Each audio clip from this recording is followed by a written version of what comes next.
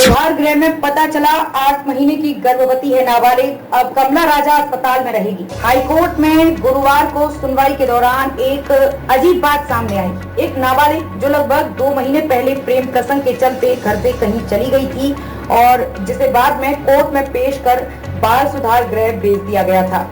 सुधार गृह में जाकर पता चला कि वो 8 महीने की गर्भवती है, जिसके बाद उसे कहां रखा जाए, इस बात को लेकर विचार विमर्श हुआ। हाईकोर्ट में गुरुवार को एक बंदी प्रत्यक्षीकरण याचिका पर सुनवाई के दौरान एक अजीब बात सामने आई।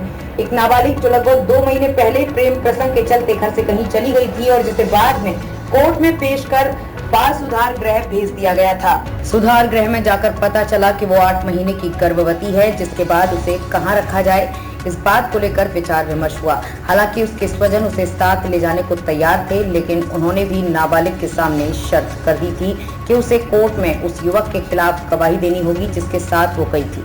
इसके लिए नाबालिग ने इनकार कर दिया। गुरुवार को कोर्ट में इस मामले की सुनवाई के दौरान तय हुआ कि उसे कमला राजा अस्पताल में रखा जाए।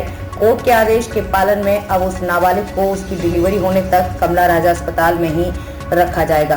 हाईकोर्ट में एक बंदी प्रत्यक्षीकरण याचिका के मामले में गुरुवार को लापता नाबालिग को कोर्ट में पेश किया गया। भिंड जिले के रौन के रहने वाले एक व्यक्ति ने हाईकोर्ट में याचिका लगाकर अपनी बेटी के कहीं चले जाने की बात कही थी। मामले की विवेचना के दौरान नाबालिग को गुजरात से दस्तयाब कर शहर लाया गया।